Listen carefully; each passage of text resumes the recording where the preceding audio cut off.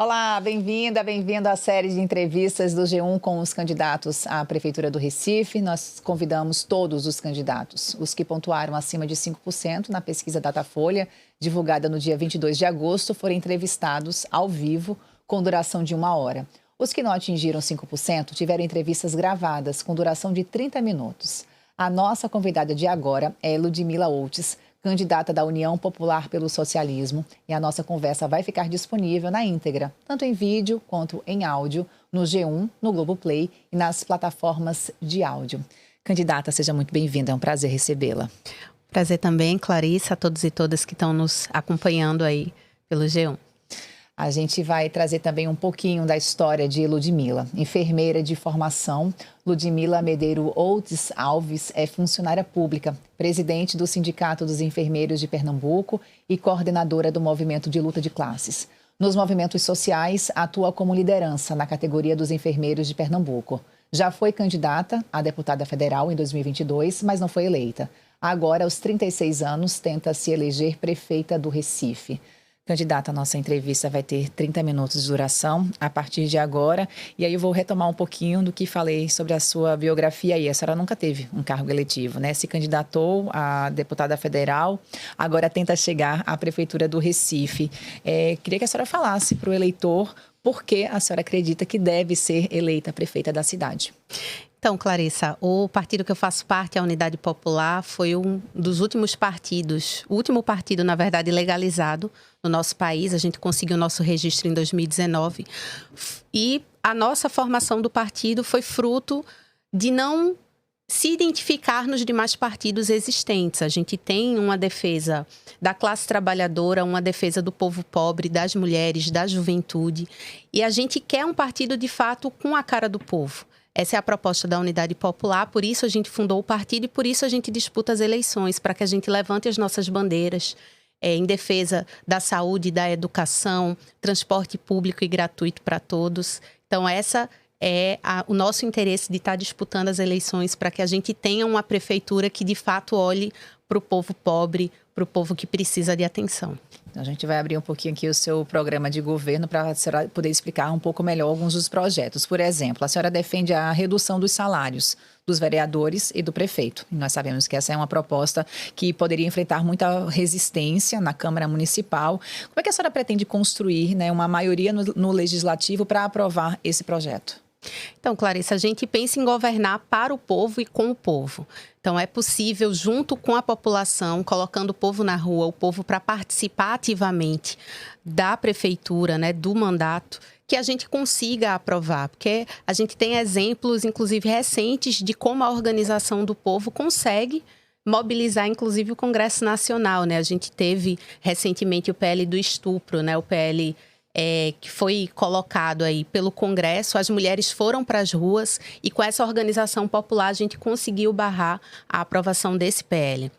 Então, é possível a gente governar. E, na verdade, a gente defende que os vereadores, os prefeitos, eles recebam iguais a um professor, a uma enfermeira, porque são categorias tão importantes quanto, né? O professor é aquele que forma a todas as outras profissões. Todo mundo que está assistindo a gente, né, que tem a sua profissão, passou por um professor.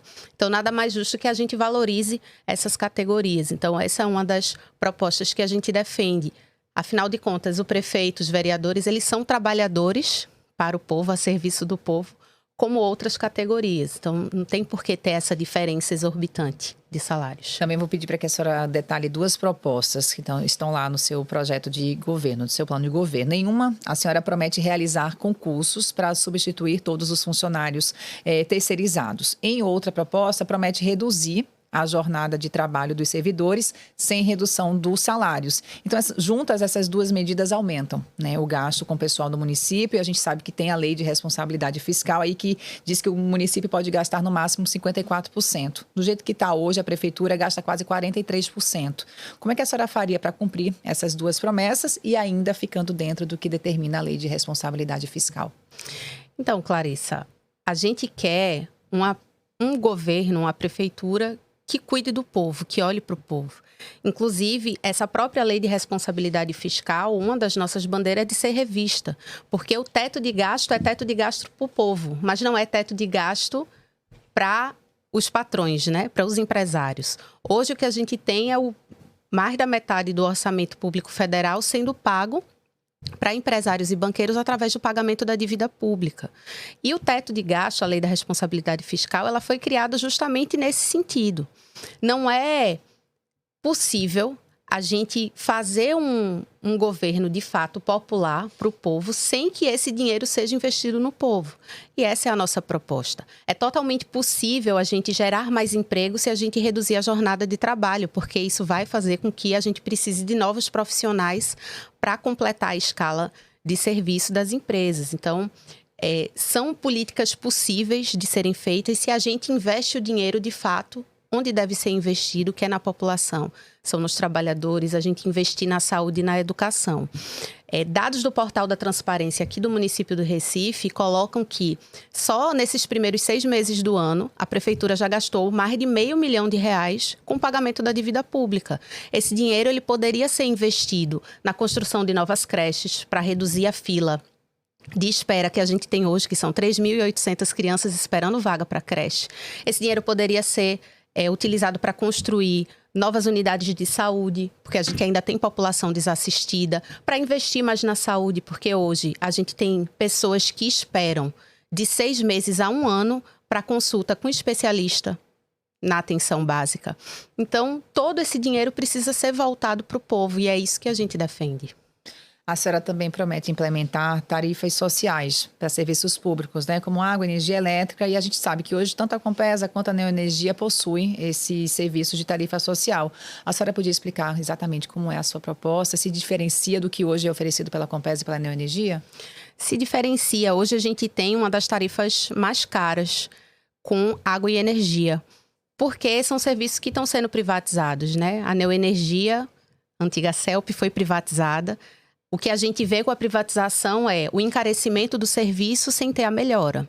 Então, a gente continua tendo falta de energia nos bairros populares, nas comunidades, o pessoal pagando altas taxas de energia, então bandeira vermelha é quase todos os meses do ano.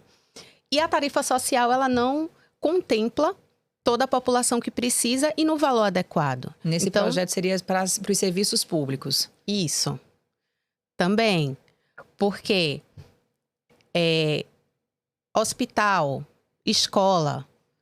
Então, a gente precisa zerar esse tipo de tarifa, né? São serviços do povo e a prefeitura precisa investir nesses serviços. Então, uma das propostas, inclusive, é a reestatização. A gente, enquanto Partido Unidade Popular, a gente defende a reestatização de todos os serviços, porque é isso, a gente não pode entregar o patrimônio da nossa cidade, do nosso país, para a mão dos empresários. A gente precisa que o governo governe de fato. Para fazer essa implementação, né, tarifa social, por exemplo, para serviço público, de como que a prefeitura ia subsidiar isso, ia pagar isso, custear?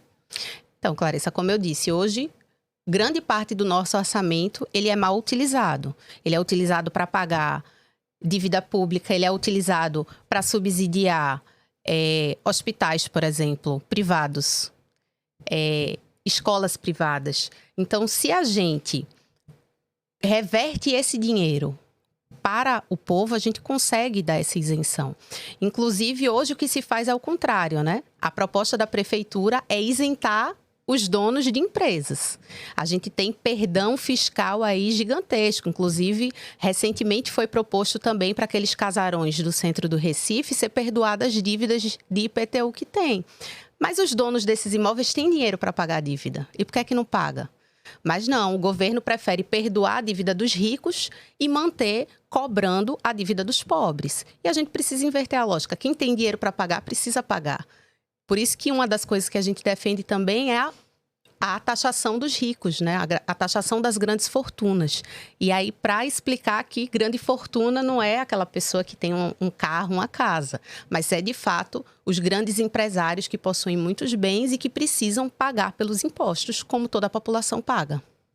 Vamos seguir agora a falar de educação, candidata. Uma das suas promessas é implementar laboratórios de informática em todas as unidades de ensino. E hoje, segundo o censo do escolar, o Recife tem 329 escolas municipais. Apenas 43 têm laboratório de informática. A senhora, para chegar a essa sua proposta, né, de todas as unidades de ensino, a senhora chegou a calcular qual o custo de implantação dos 286 laboratórios? Teria como a prefeitura arcar com esse investimento? Os custos a gente não chegou a calcular, mas, Clarissa, o dinheiro a prefeitura tem. Como eu disse, se a gente pega esse 500 mil que foi pago de dívida pública, isso sem contar os anos anteriores, e investe isso na educação, a gente consegue garantir escola em tempo integral, a gente consegue garantir merenda de qualidade, a gente consegue garantir laboratório, garantir aulas de esporte, trazer cultura para essas crianças. Então, é possível, sim, garantir todas essas questões que são essenciais também para a formação do nosso povo. Ainda sobre educação, candidata, uma das suas propostas é criar um programa de alfabetização nos bairros, né, conduzido pelos estudantes universitários. Como é que seria esse programa? Então, Clarissa, em alguns locais já existem algumas ONGs, alguns movimentos que fazem esse tipo de programa, né? Inclusive, dentro do nosso partido, alguns militantes, alguns filiados já participaram. Projetos de extensão das universidades contemplam isso. Então, se a gente investe, é totalmente possível. Os estudantes, eles precisam passar por estágio dentro da sua graduação. Por que não você pega esse estudante e leva ele para a comunidade, ele vai estar se formando, passando pelo estágio e vai estar ajudando também a população a garantir essa alfabetização. Hoje a gente ainda tem um índice de analfabetismo muito grande no nosso município, inclusive com dificuldade dessas pessoas se matricularem no EJA. Então, a gente precisa investir e pegar aquela parte, né, de formação que a gente já tem e colocar a serviço do povo. As universidades públicas estão aí para isso, né, para devolver ao povo o investimento que é dado nessa educação. Também, ainda falando sobre educação, a senhora promete garantir a educação sexual nas escolas, né? Hoje o município é responsável pela pré-escola e também pelo ensino fundamental. Como seria implementada essa educação sexual para o público? Então, Clarissa, as pessoas acham que a educação sexual é ensinar o ato sexual. E não é. Você educar sexualmente uma criança, por exemplo, de 3 anos, vai garantir que ela entenda que o corpo é dela e que não é permitido que outras pessoas toquem no corpo dela sem a permissão. E isso é ponto-chave para a gente identificar casos de abuso sexual na infância, que a gente sabe que a maior parte das crianças que sofrem estupro, abuso sexual, são crianças menores de 5 anos. Então, é preciso, e a escola acaba sendo um desses locais que identificam esse tipo de abuso. Agora, a gente só vai identificar se a gente falar sobre, a gente precisa quebrar esse tabu. Porque se a gente não fala, se a gente não ensina nossas crianças o que pode e o que não pode, a gente não vai conseguir identificar. E aí, as crianças que grande parte desses abusos sofrem, inclusive dentro de casa, por parentes, por amigos, vai achar que aquilo é natural e não vai denunciar. Então, é preciso ter a educação sexual nesse sentido, inclusive de proteção das nossas crianças. A gente fala agora sobre habitação. Nós temos no seu projeto também, no seu plano de governo, construção de casas para as pessoas que precisam. E a gente sabe que hoje o Recife precisa aí ter um déficit habitacional de cerca de 70 mil unidades. Quantas unidades habitacionais a senhora se compromete a construir se for eleita? Veja, Clarissa, primeiro a gente precisa entender que se a gente pegar esses imóveis desocupados que a gente já tem hoje em Recife, talvez a gente não precise nem construir novas casas. Basta a gente pegar, por exemplo, no centro da cidade, quantos edifícios desses estão abandonados? Milhares. Se a gente pega esses edifícios, se a gente revitaliza e transforma eles em habitações populares, a gente consegue contemplar uma série de famílias. A senhora, inclusive, só abrindo parênteses aqui, a senhora comentou que alguns desses imóveis têm uma dívida alta, mas quer dizer que eles têm donos. Teria que fazer uma desapropriação desses imóveis. Exatamente, mas a Constituição Federal, ela coloca isso. Os imóveis, eles têm que ter algum uso. Se o imóvel não está sendo usado, se não cumpre nenhum fim social, é possível a desapropriação, principalmente nesse cenário em que se deve aos cofres públicos. É totalmente viável, já que não está pagando, que se desaproprie. Não é isso que fazem com o pobre? Se o pobre financia a sua casa e ele não paga ao banco, o banco não é dono da casa? Ele não desapropria? Ele não expulsa a pessoa? Então, por que não faz isso com os ricos? Só faz com os pobres? Essa é a grande pergunta que a gente faz. Então, é possível fazer. E a gente tem provas de que é possível. Veja, um dos movimentos que ajudou a organizar, fundar a Unidade Popular foi o Movimento de Luta nos Bairros, Vilas e Favelas, MLB. Só esse movimento aqui em Pernambuco já entregou aproximadamente 1.000 casas, fruto da Organização Popular das Ocupações. Inclusive, o mais recente delas, que foi a ocupação Ranúzia Alves, já conquistou o terreno da própria Prefeitura do Recife para a construção do novo habitacional. Então, é totalmente possível, viável de se fazer. Basta ter a vontade política de se realizar. Bom, a gente fala agora de saúde. Seu plano de governo defende que a saúde tenha uma gestão 100% estadual, né? A gente tem hoje o Hospital da Mulher, o Hospital da Pessoa Idosa e as UPinhas, que são geridos por organizações sociais. Como é que seria feita essa transição de gestão sem que haja impacto também no serviço que hoje já é prestado à população?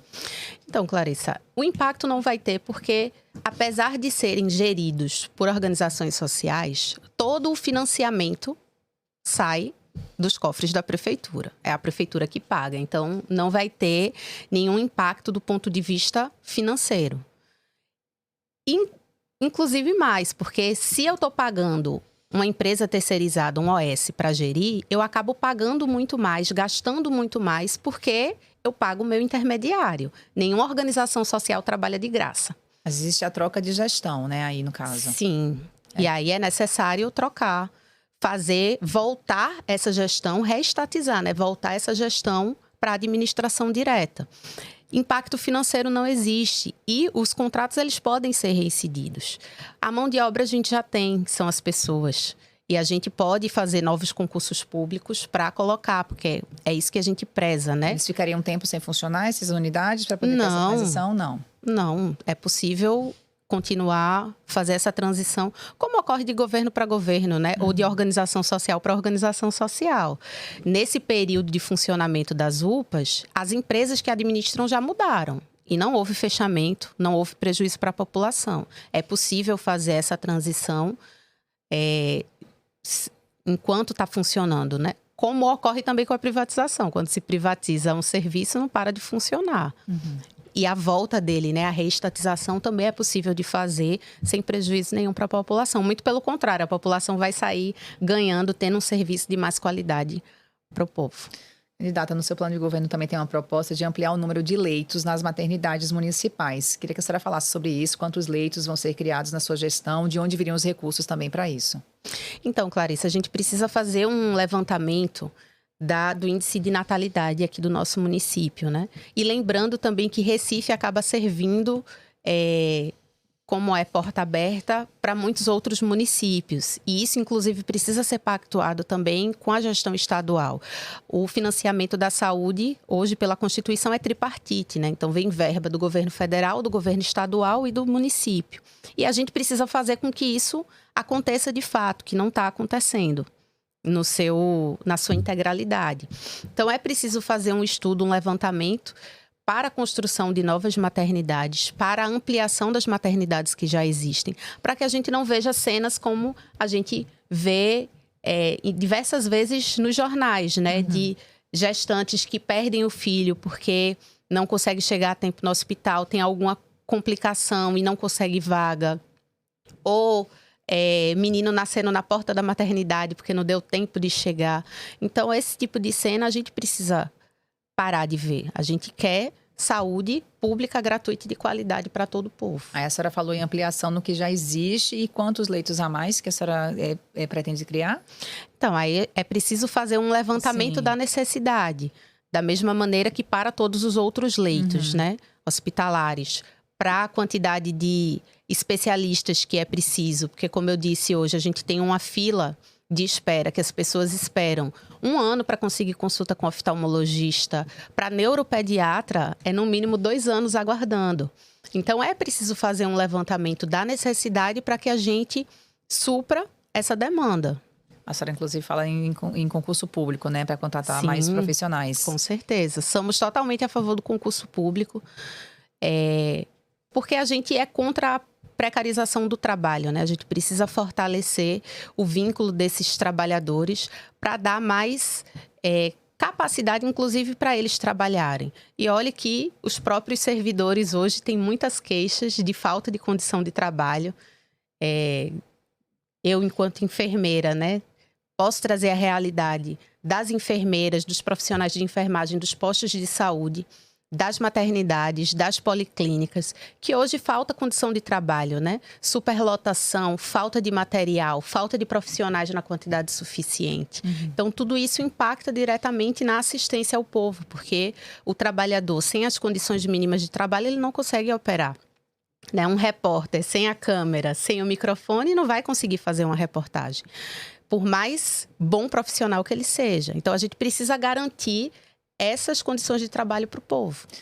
Falando agora um pouquinho sobre a segurança pública, a sua candidatura é contra o armamento, né, da Guarda Municipal, e é um tema que os seus adversários nessas eleições vêm defendendo. Por que a senhora é contra o armamento da Guarda Municipal? Veja, Clarissa, esse pessoal adora dizer que falta dinheiro na prefeitura. Aí, se eu tenho X recurso, é mais importante para o povo eu gastar ele com arma, com munição, ou gastar construindo creche, construindo escola, construindo posto de saúde e hospital? Então, a gente precisa priorizar. Fora que, se a gente for para os países mais desenvolvidos, né, como se diz, da Europa, grande parte deles, a polícia não tem arma letal. A gente tem o exemplo de Londres. A polícia lá é desarmada. Porque a arma não resolve. Se a arma resolvesse a vida do povo, era melhor dar uma arma para cada um e cada um se vire com sua segurança. Não é isso. Inclusive, pelo contrário. O próprio Hospital da Restauração, que é onde eu trabalho, recentemente a gente viu que um vigilante foi assassinado com sua própria arma dentro do serviço. Então, arma por si só não resolve. O que a gente precisa resolver é a raiz da violência. Por que é que a violência está acontecendo? E aí, a violência, ela tem por trás dela a fome, o desemprego, a falta de oportunidade, a falta de moradia. É isso que a gente precisa resolver. E precisa pegar o dinheiro da prefeitura e investir nessa área. Mas em relação à segurança pública, então, qual seria a sua proposta? Então, a gente precisa combater a raiz do problema. Não adianta eu ter um monte de presídio e sair jogando o povo lá dentro. Se eu não combato a raiz do problema, eu vou fazer paliativos. Veja, eu sou da área da saúde. Se eu tenho uma pessoa com um câncer no cérebro, a pessoa vai ter dor de cabeça. Não adianta eu dar analgésico para essa pessoa, eu preciso tirar o câncer. Senão, eu não vou resolver a situação. A pessoa vai ficar tomando analgésico o resto da vida, a dor vai aumentar, porque o analgésico não vai mais fazer efeito. E eu não vou conseguir resolver o problema da pessoa. Então, é isso que a gente tem hoje. O câncer da nossa sociedade é esse sistema capitalista que a gente vive, que empurra as pessoas para a miséria, empurra as pessoas para a fome. Hoje, quase 40% da população do Recife é pobre ou extremamente pobre. E não é porque essas pessoas nasceram para ser pobre, né? Foi Deus que quis que elas fossem pobres. Elas são pobres porque a gente vive num sistema excludente. A gente vive num sistema em que quem produz as riquezas não tem acesso a elas. O trabalhador da construção civil constrói milhões de casas ao longo da sua vida. E muitos deles não têm a própria casa para morar. As pessoas que trabalham em supermercado, muitas vezes chegam no final do mês e não tem comida em casa. Porque a gente trabalha, a gente produz, mas a gente não tem acesso a essas riquezas. Então, por isso que uma das coisas que a Unidade Popular defende e luta é o socialismo. É para a gente mudar e extirpar esse câncer da nossa sociedade. A senhora também fala no seu plano de governo sobre criar um centro de qualificação para a mulher. Como é que esse centro funcionaria? Como é esse tipo de qualificação que seria oferecida? Então, Clarissa, nós mulheres saímos atrás, né, na sociedade. A gente, o próprio machismo estrutural que vive, você como mulher sabe, dá dificuldade para a gente atingir postos de trabalho, né, de cargos de chefia, de liderança. Para nós é muito mais difícil do que para os homens. Muitas mulheres precisam abrir mão de trabalhar porque não tem com quem deixar os filhos, porque não teve a oportunidade de se formar também por causa dos filhos. Então, quantas meninas, né, adolescentes deixam a escola porque engravidam e tem essa dificuldade. Então, é preciso a gente dar uma atenção especial. Na saúde, a gente chama isso de equidade, né? Você dar mais atenção, dar mais a quem mais precisa. Então, a gente precisa ter um olhar diferenciado para essas mulheres, principalmente as mulheres pobres da comunidade. Então, dar uma qualificação, dar uma profissão para essas mulheres e garantir também que dentro desse convívio, né, dentro dessa liberdade financeira, a gente consiga, paralelamente, reduzir a violência contra as mulheres, que está muito relacionada a essa dependência também. Então, é uma forma da gente resolver várias situações ao mesmo tempo. Muito bem, a gente está chegando em 6 minutos finais de entrevista, candidata. Queria que a senhora falasse também sobre as lavanderias públicas que a senhora tem prometido criar nas periferias, né, nos bairros pobres. Como é que iriam funcionar essas lavanderias? Então, Clarissa, uma das coisas que faz com que a mulher largue atrás na corrida do mercado é porque a nós é jogado todo o peso do cuidado com o lar, do cuidado com a casa, dos afazeres domésticos, do cuidado com os filhos. E uma das funções do Estado é garantir essas questões básicas para as mulheres. Então, em outros países, isso já aconteceu e é possível de acontecer. Você colocar lavanderias coletivas nas comunidades, você retira parte desse peso doméstico de cima das mulheres, dá mais liberdade para que elas tenham mais tempo para se dedicar ao trabalho, se dedicar aos filhos, ao lazer, que é uma coisa que a gente fala pouco, né? Parece que as pessoas só têm que estudar, trabalhar e é isso que se resume a vida. E a gente precisa dar mais oportunidade para as comunidades desenvolverem o seu esporte. A gente veio aí das Olimpíadas e viu o quanto é importante a gente incentivar o esporte desde cedo, isso desde a escola, nas comunidades. Então, criar também espaços comunitários, né, que se possa desenvolver o esporte e a cultura. Quanta cultura popular rica a gente tem aqui no nosso município e que é desperdiçada porque se investe mais em artistas de fora, né? Então, tudo isso é preciso se colocar, né? A gente tem uma atenção especial com os bairros pobres, porque hoje se prioriza só os bairros ricos.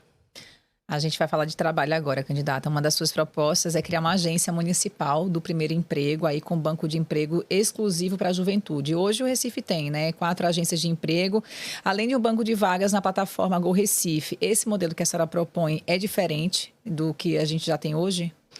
É um aprofundamento, né? Porque hoje a gente ainda tem uma dificuldade muito grande do jovem conseguir entrar no mercado de trabalho. Tanto é que se a gente for ver o índice de desemprego, a maior parte é de jovens, porque quando você vai para o mercado de trabalho, a primeira coisa que se pede é experiência. Então, é preciso aprofundar essa promoção mesmo de oferta, de oportunidade para a juventude. Também tem uma proposta de criar uma empresa pública de aplicativos, né, para motoboys, para entregadores. Como é que essa empresa funcionaria?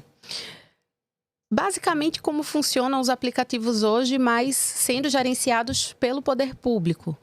Porque hoje, esses motoristas de aplicativo, esses entregadores, eles ganham muito mal porque é preciso financiar o empresário que criou esse aplicativo, né? Então, da mesma maneira que como todo outro trabalho, você produz a riqueza, mas essa riqueza é apropriada por um único dono. E a gente quer que a riqueza seja dividida para o povo. Então, por isso que a gente propõe essa estatização. O governo, tendo esse controle, ele vai pagar melhor aos profissionais, vai garantir mais condição de trabalho. Um dos seus compromissos também é expandir a quantidade de áreas verdes na cidade, né? Criação de parques, de praças. Quantas praças e parques a senhora pretende implantar, né, no Recife ao longo do seu mandato? E se a senhora puder citar os bairros que poderiam ganhar essas áreas, praças ou parques. A gente quer que todo bairro popular tenha o seu espaço de lazer para o povo. Então, criação de parques, de praças, inclusive que não sejam privatizados como tem sido agora, né? A gente vê que a prefeitura, infelizmente, tem privatizado tudo, até as praças. E é preciso construir praças não só nos bairros ricos. que é o que tem acontecido. A gente precisa levar para a comunidade, que é para quem mais tem necessidade. E é possível a gente construir, tem áreas para isso. Agora, a gente tem que voltar o nosso olhar para essas comunidades mais necessitadas. Que a senhora ainda iria fazer um levantamento de onde poderia ser, então, essas praças e parques. Mas, com certeza, em todos os bairros dá para fazer pelo menos um. E uma das suas promessas também é criar centros de referência para atender mulheres em situação de violência. Quais serviços seriam oferecidos e quantos desses centros a senhora pretende criar? E também a diferença do que hoje já existe para esses centros de apoio à mulher. Então, Clarissa, na verdade não é diferente do que já existe, a gente quer ampliar. Porque hoje, por exemplo, só no Clarice Lispector a gente tem uma fila de 300 mulheres esperando atendimento psicológico. Então, ter 2 centros de referência para toda a população de Recife é inviável. E a nossa proposta é construir pelo menos um centro de referência em cada RPA, cada região político-administrativa do Recife. Primeiro, para descentralizar, para ficar mais próximo das mulheres. E segundo, para ter mais vagas. E aí, os serviços que são oferecidos são serviços de apoio psicológico, apoio jurídico, também para que essas mulheres possam garantir as medidas protetivas. Apoios, inclusive, para tirar essa mulher da sua casa, onde ela sofre violência, garantir um lar seguro para essas mulheres. Então, esse é o principal objetivo do centro de referência. Candidata, nosso tempo terminou. Quero lhe agradecer a sua participação. Muito obrigada. Eu que agradeço, Clarissa, esse espaço aqui pelo G1. Infelizmente, o nosso partido, ele é vítima da cláusula de barreira, né? Então, a gente não tem acesso ao tempo gratuito de TV, a gente também não participa dos debates. Então, a gente agradece muito espaços como esse para que a gente possa levar a nossa política para o povo. Muito obrigada. E termina aqui mais uma entrevista do G1 com os candidatos à Prefeitura do Recife. A íntegra das entrevistas vai ficar disponível no G1, no YouTube, no Globoplay, nas principais plataformas de áudio. A gente traz também os créditos das nossas entrevistas. A coordenação é de Luísa Mendonça, a produção é de Alice Albuquerque, Paulo Veras, Pedro Alves e Rafael Souza. Na coordenação de vídeo, Tatiana Caldas. Na direção de imagem, Marlon Vital. O técnico de sistemas é Gabriel Wayne. Na captação de áudio, Eliel Silva. Os operadores de câmera são Anchieta Américo e Fernando Escandura. O assistente de estúdio é Careco Wave. A assistente de plataforma é Aline Cavalcante. O editor de mídia é Pedro Henrique. O videografismo é de Samuel Abílio. Os analistas são Gutenberg Sampaio e Laura Abreu. Os líderes de tecnologia são Alessandro Mendes e Gabriela Alencar. E os produtores de tecnologia, Hugo Marinho e Vitor Parente. A editora-chefe do G1 é Cláudia Croitor. O diretor, Renato Franzini. Angélica Tasso é a gerente de jornalismo do Recife. Na direção de jornalismo da Globo, Miguel Ataíde. O diretor responsável é Ricardo Vilela. E eu sou Clarissa Góes. Muito obrigada, fico por aqui. Até a próxima.